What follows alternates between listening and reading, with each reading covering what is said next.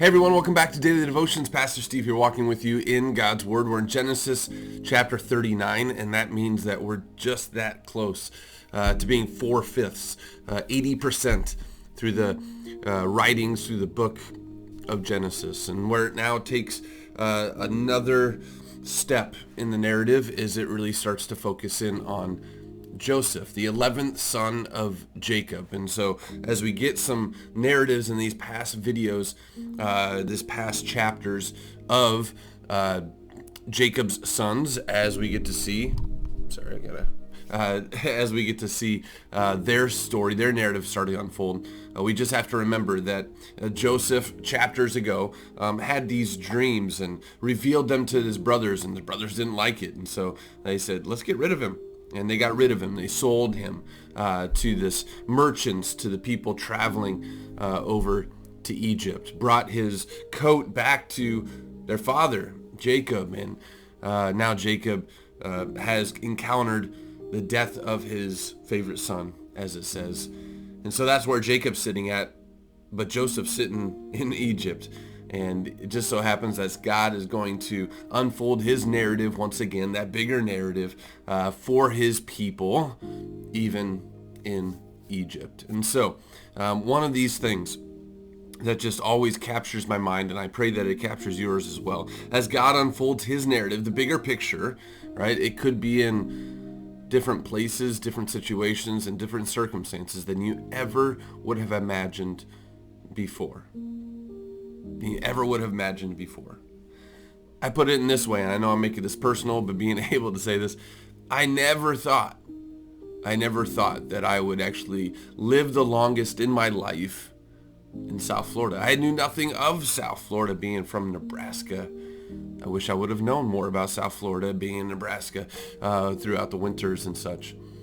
But the reality of not even thinking or imagining until the name was called in the seminary and being able to go to a vicarage down here, did I ever think or imagine of where God would place me. And now here for 15 years, thanks be to God. And within that, it's just, there's when God unfolds his narrative, it is a call of trust for you, but it's also just an amazing reality of God puts you in the places where he needs you, where he wants you to unfold his narrative. And that's really the Genesis chapter 39 intro, which is Joseph in Egypt, encountering situations that would be far beyond his imagination. Genesis chapter 39, verse 1. Let's read together. Now Joseph had been taken down to Egypt. Potiphar, an Egyptian, who was one of Pharaoh's officials, the captain of the guard, bought him from the Ishmaelites who had taken him there. The Lord was with Joseph, and he prospered, and he lived in the house of his Egyptian master. When his master saw that the Lord was with him, and that the Lord gave him success in everything he did, Joseph found favor in his eyes and became his attendant. And so not only did God bring Joseph down to Egypt, but then he brings him into the household of the official of the Pharaoh. It's all divinely written, the places and the purposes that we have. So it says in the middle of chapter 4, Potiphar put him in charge of his household, and he entrusted to his care everything he owned. From the time he put him in charge of his household and all that he owned, the Lord blessed the household of the Egyptian because of Joseph. The blessing of the Lord was on everything Potiphar had, both in the house and in the field. So he left in Joseph's care everything he had. With Joseph in charge, he did not concern himself with anything except the food he ate. Now, Joseph was well built and handsome, and after a while, his master's wife took notice of Joseph and said, "Come to bed with me." But he refused. "With me in charge," he told her, "my master does not concern himself with anything in the house. Everything he owns he has entrusted to my care. No one is greater in this house than I am. My master has withheld nothing from me except you, because you are his wife.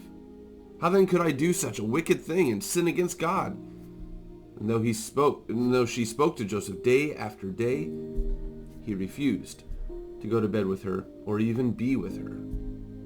One day he went into the house to attend his duties, and none of the household servants was inside. She caught him by his cloak and said, "Come to bed with me."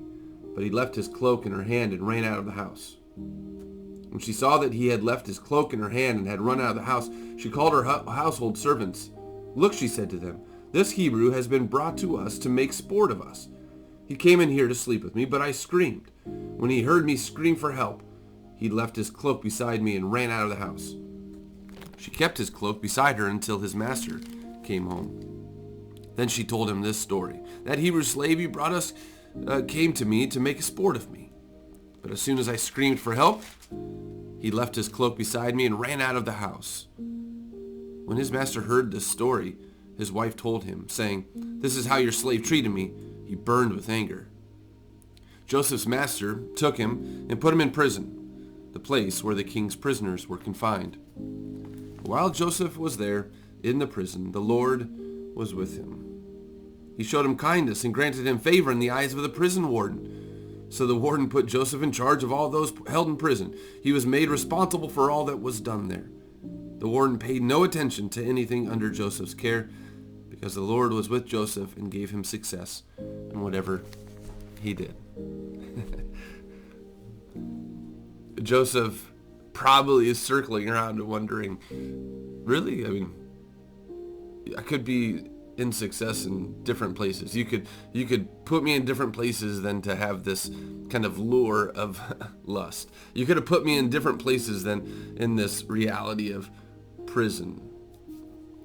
But take a look at that chapter and see how that encounters you. Not just with the narrative of God putting him in places that he deems Joseph to be responsible and successful, and for God to be able to open up doors for Joseph. The reality was Joseph was in that house, was successful, had everything, had this responsibility and had this success and had this trust of Potiphar. Potiphar's wife used that against Joseph. Yet, how beautiful it is that Joseph doesn't give in to the temptation because of, as we can see here, his closeness with God. Doesn't give in to that temptation to be able to walk and sin against God, not even against his master. And that's where I want you to see Joseph in the master's household, had everything he had, trust and everything like that. His master wasn't Potiphar. His master was God.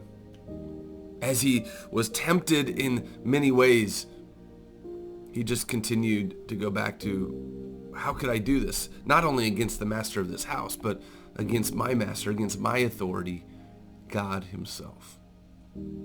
So while that lie and that deception now comes into Jacob's reality and Jacob's story, the reality of that is he's now sent into prison, sitting in prison. But in that circumstance, in that situation, the Lord was with him. The Lord was with him. And as the Lord's with Joseph, he brings him to the place where he's successful in prison. He has the responsibility in prison, and God's narrative unfolds in the places, in the circumstances that we wouldn't even think or imagine that we'd be in. But God has placed us there for a purpose, to bring about him being our master. God is our authority, Joseph's authority. And in God and in his open doors and in his places and with his purpose, we can do incredible things.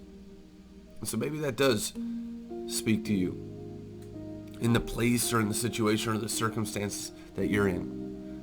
The Lord is with you. And it might not just bring about this instant success as we hear with Joseph, but it doesn't need success. It doesn't need prosper. It doesn't need anything except this true promise that sits with us this day, in every day that God wakes us up, gives us the breath of life.